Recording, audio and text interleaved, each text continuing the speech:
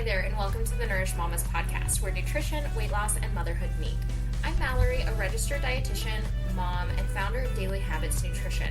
Around here, you'll find practical nutrition advice, sustainable weight loss strategies, meal planning shortcuts, and honest conversations about motherhood, business, and building healthy habits that actually fit your life.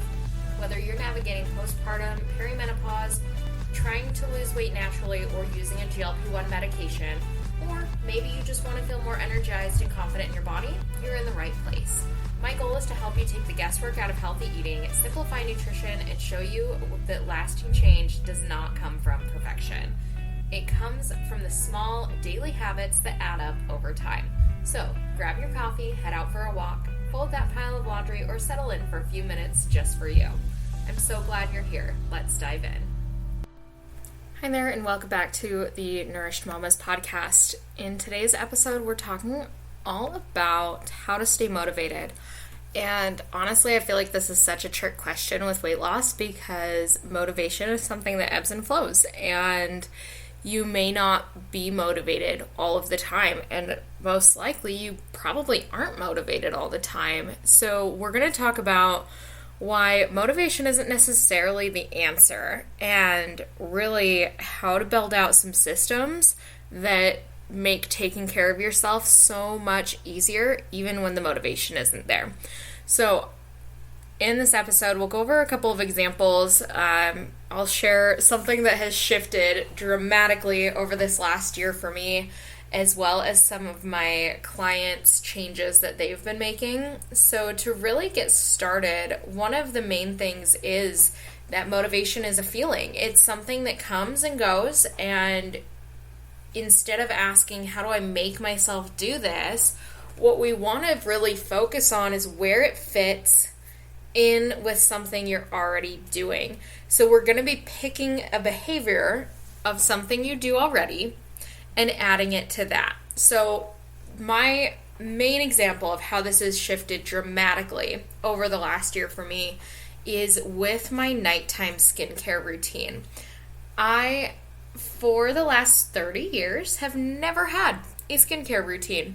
So this Christmas in 2025, I was gifted a skincare set by one of my sisters, and in January I decided, you know what, I'm going to use it.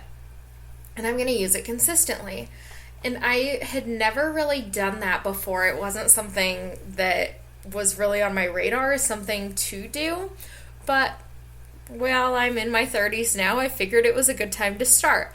So with this skincare routine, it's basically like a 4-step process. And in order to add that in, like I was already washing my face each night and brushing my teeth. So that is where I decided to put it. It's like, all right, brush teeth, wash face, add in these other steps. So there's 4 different things. There's like, actually one of them is a face wash. So it's face wash, and then the 3 other steps for moisturizing, and it's a Korean skincare routine. I really enjoy it. But again, it was something I'd never done before. And over the course of the next couple of months, I looked at that routine and I decided to keep adding on to where now it's like a 12-step process every single night. And I don't start it by thinking like, okay, I'm going to go take 15 minutes and get ready for bed. It's usually started by, all right, I'm going to go to the bathroom, especially if I've already laid down. If I've laid down, if I don't get out of bed, then this will not happen. So I've kind of tricked my brain into like, all right, go to the bathroom. And then by the time I stand up, I start brushing my teeth, and then the entire 12-step thing cascades from there. So it doesn't matter that I'm not motivated to go and do my skincare routine, because as soon as I've started brushing my teeth, then the whole entire system follows. And this is a really, really good example, and a big part of that is like brushing the teeth, 4-step skincare routine. And then I decided sometime back in, I think March, that I was going to add in flossing no matter what. And then magnesium followed. So now I take a magnesium glycinate every single night before bed because it's just like stacked right in there. And I don't have to think about it because it's part of the habit. And more recently, I started doing lotion, chapstick, and even a heel balm, which I had never thought about. I've always had kind of dry heels, especially in the summer in Utah, and wanted to start making some 1% improvements. This is something I've been really focused on this year, and the heel balm was a recommendation from ChatGPT. And it's just one of those little teeny things. It takes like 2 seconds. You put on the lotion for your heels, throw on some socks, and move on with your night. But I do it consistently every night because it was something I stacked in to the teeth brushing, which was already happening anyway. So to give a different example on how this could fit into your own life, I want to share about a client that I was talking to last week. She and I were chatting about lunches because that has been her main struggle recently. She has 2 kids. A lot of her time is taken up in the morning. I believe she's a stay-at-home mom. So she is taking her kids out in the morning, going to the park, doing errands, anything like that. Just her main thing in the morning is get out of the house. So breakfast usually happens. She leaves the house with her kids, and then when they come back, typically her habit has been get them fed, get them into their nap, and then go lay down and take a nap for herself. So when we were talking about lunches, because she was starting to have more cravings at night, and we were looking at ways to really combat that, and the easiest thing that she came up with is what she called ridiculously simple. She's like, Mallory, this is a ridiculously simple solution, but I think I need to do it, and that is to eat lunch when my kids do. Because she was already feeding her children, she just wasn't feeding herself. So this was the goal that she set for herself that week, is deciding to eat lunch when her kids were eating. The anchor already existed, so she was able to just stack it in. And when you're able to look for these really, really simple places to add something, like teeth brushing makes sense to wash your face at the same time before you go to bed. So having it be really, really easy. And then for me, that reward at the end of my routine is a lotion that I love. It smells amazing. And I'm trying to reach out to this girl that makes it because it's a peppermint vanilla lotion. And I absolutely adore this stuff. But I have a hard time getting it. She's in Logan. I'm in southern Utah. And that's like a 600-mile drive. So I'm going to see if I can carry her lotion in our new cabin that I'm opening up this hopefully fall. But that's kind of beside the point. But that's my reward at the end of my skincare routine. When I finish it up, I get to use my fancy, fun lotion that's made by a friend. So finding ways to make it fit, finding ways to make it fun, easy, and then don't add in the next thing until the first one feels normal. So I didn't add in the flossing or the magnesium or the lotion or the heel balm until after the 4-step routine was set. And now, again, this thing takes me like 15 to 20 minutes, but I don't have to think about it. It's an autopilot system that just exists.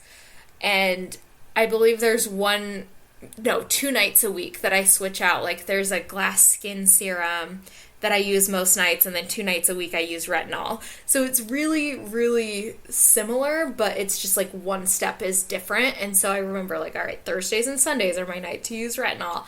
And that's like the only convoluted piece of this entire routine because it's the one thing that changes. So consistency, really, it doesn't matter if you're motivated because you're able to stick with it. And it's not really even about doing things every single day, but making it easier and having a system in place that if you do get off track, like this weekend we went camping and I did not follow the routine because I couldn't. We were in a tent. That just doesn't work. So the 15-step routine only exists at home, and that's fine. It's not the end of the world if you skip a night or if you skip a day, or if your routine gets out of whack and you end up on vacation or you end up eating out instead of eating at home. Like, that's not the end of the world.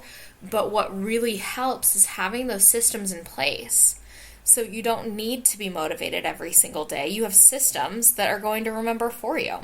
So if this is something that you are struggling with, or you want to kind of leave motivation behind and set up some consistent routines in your life to make weight loss and every other piece of feeding yourself well easier, go ahead and check out the Routine Reset Challenge. That is a 5-day challenge. It sets you up with the easiest 5 habits to start with when you're looking to start improving your health. So I've got that linked below. I'm super excited to see you in there. It's over in the Nourished Mamas community when you sign up. So when you sign up and get in there, I'll send you a message and we can kind of chat there and see what's working the best for you currently and which of those 5 habits in the routine reset are going to kind of be where you get started and what you feel like is going to make the most difference. So I'm excited to talk to you soon. Totally free challenge. I'm going to link it below, and then that'll drop you right into the Nourished Mamas community. Thank you guys so much for joining me here on the podcast today. I really appreciate you listening here. So go ahead and subscribe, share it to any of your mom friends that you feel like would benefit, regardless of what stage of life they're in. We are definitely evolving here into that postpartum, but also like shifting away from it 2 years out, perimenopause, if you're on a GLP-1. So there's a lot of different support here on the Nourished Mamas podcast. Thanks so much for joining me, and I will talk to you next week.